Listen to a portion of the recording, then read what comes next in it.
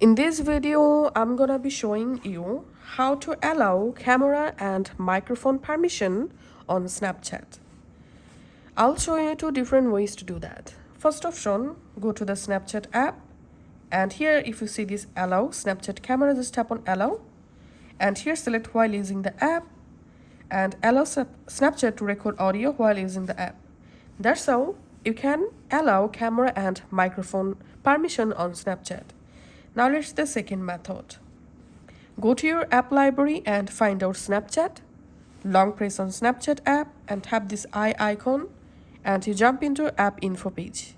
In here tap on permissions. Now scroll down and come to this not allowed section. Here you will find camera.